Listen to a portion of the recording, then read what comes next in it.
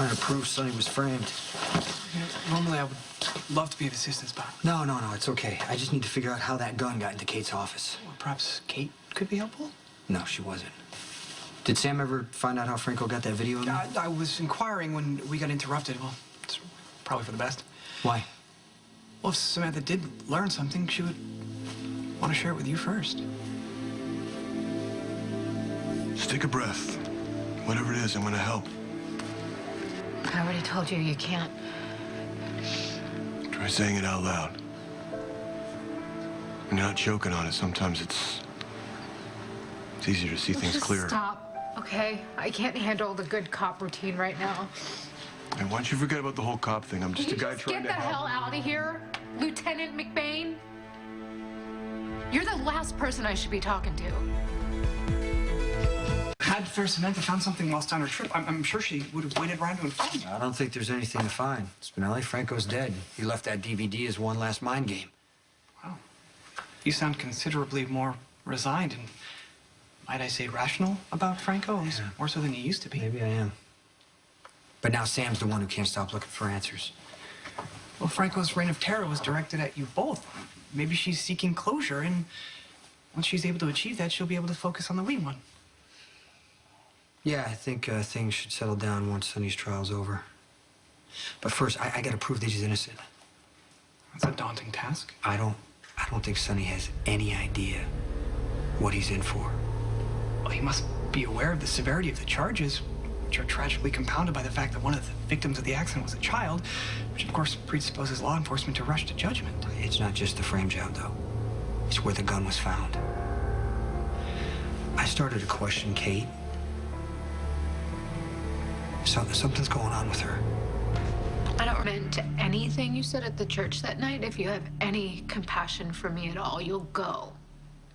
Hey, why do you find it so hard to believe that I want to help you? Because you're investigating my husband. No, I'm a cop. I'm investigating Sonny Corinthos. All right? Let's get this clear. Your husband was in the hospital the night of the accident. He wasn't involved. I'm supposed to take your word for that? Yeah, you should. You know, I'm not using you. I'm not lying to you. Right? So unless you have something to tell me that directly affects the case against Sonny... I don't. Well, then good. Anything you tell me, it stays with me. You should probably just go. Hey, why don't you forget about what I do for a second and think about that night in the church? Why did you feel compelled to talk to a complete stranger? I don't know. I told you I didn't feel like I was talking to a stranger. You trusted me then. Trust me now. No, actually, I made the mistake of talking to you that night. And I'm not going to do it again. Kate to take me through what happened the day the gun was found in her office, and she completely went off on me. She does seem somewhat uneasy in your presence. Perhaps she's intimidated, or she mistrusts your friendship with Carly because she views her as a rival for Sonny's affections. This went way beyond uneasy. Kate almost seemed paranoid. I mean, why would I? I know Kate knows nothing about guns. She has no reason to frame Sonny. I fear you may have misinterpreted. Miss Howard has the unfortunate habit of unloading her frustrations on those undeserving of her wrath. I mean, I've seen her most harsh to Maxie on occasion. Yeah, something had to happen to make her have a meltdown like that. Here, you need to stay hydrated. You just walked into the kitchen and helped yourself. Yeah, I'm very resourceful that way. You're not going to leave, are you? No, I'm not leaving. I got business with your mom, so you and I can stay here. We can stare at the walls here. No. You can trust me to tell me what's going on with you. That's fine. I'll just be the one to go. Hey, listen, I don't think you're in the condition to drive anywhere. You okay? So what? I'd probably just wrap my car around the tree. It would probably be best for me anyway. No. Don't you ever say that, all right? You got this amazing thing going on inside you. All I know is all this stress, it's not good for the little one, okay? I should be talking to Jason right now. I didn't tell him the truth about Robin, and it almost ruined her marriage. He should know the truth about this, too. Oh. Truth about what? What I found in New York. I should tell him. I just don't know how. You think he's gonna react badly? That's an understatement. He would never get violent, would he? No, what? Of course not. No, Okay. Jason would never hurt me or the baby. We love each other. You don't know him. Okay. Sort of think I know you. Okay, well,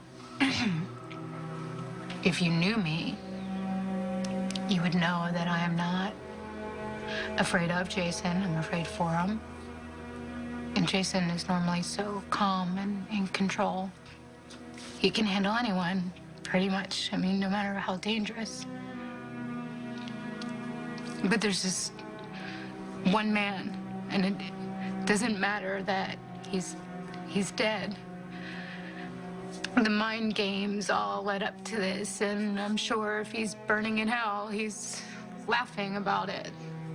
I heard a little bit about this. Your husband was the target of a serial killer. A guy who was like an artist, right? Oh, an artist? No, he was a sick freak. But it always came back to this. It was always a game, and the game was never over. It still isn't. So this is about Franco. Kate Howard doesn't need a particular reason to melt down. I've seen her erupt on Maxie and Lulu for something as petty as not getting a client on the phone fast enough. Yeah, but I don't work for Kate. Well, nor do I, but I've incurred the wrath of the Ice Queen on more than one occasion. It was the gun. The gun set her off. I asked Kate if she had been anywhere near the gun, and she started yelling at me that it wasn't her gun. Did you imply that it was? No, I didn't. It's like she made the whole thing up in her head. She tore into me. She said that she was always going to be first in Sonny's life. It's like Kate was threatened because I'm trying to prove Sonny was framed. Look, file on Franco in Landview, Pennsylvania. No, but I still have friends in the Bureau. They told me they had been tracking Robert Franco, and that he had become obsessed with your husband. Yeah, he had this twisted idea that he and Jason were somehow alike, but he couldn't have been further from the truth. Well, he is a mob enforcer. Jason would never deliberately hurt someone. Franco, he gets off on it. He's pure evil. I mean, all he cared about was making Jason suffer. So he's dead. He can't hurt Jason anymore. You're wrong about that. He still has the power to destroy our lives. I left us a DVD. I should have never played it. We should have just thrown it away. What was on it?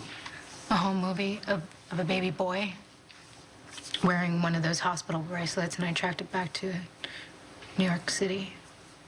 That's where you're going when I saw you at the airport. Yeah, I thought it was going to be a dead end, and I should have stopped looking. I should never kept looking. Looking for what, Sam? Jason waited so long to be a father, and to actually have a child, and now it's all ruined. Let me tell you something. If your husband is the man that you described, he's going to stand by you, and he's going to help you deal with whatever you found out. Yeah, but I don't know what this is going to do to Jason. I mean, to us. You know, remember when you told me that you regretted not telling him sooner about his friend Robin's death? Yeah, I was protecting him. Like you're doing now. I don't know. You know, we thought that this was over, that Franco was out of our lives. I don't know how I'm going to tell him. Look, he was able to handle the death of Robin, and he's going to be able to handle whatever this is, too. How would you handle it if you found out a psycho like Franco was your brother? Is it possible you offended Kate in some way? I mean, she seemed fine when I got there. Then she was a little tense. She was trying a little hard. She got a little jumpy about some books she was reading. She tried to hide under a bunch of files on her desk. Well, that's curious. And then Kate, you know, she made it a point to ask me how I was and congratulate me about the baby, but as soon as I asked about the gun, she got defensive and things only got worse from there. You know, perhaps she's overwhelmed by recent events and just took it out on the nearest available target, so it was just wrong place, wrong time. But why did asking about the gun set her off? Do you think Kate knows more than she's saying?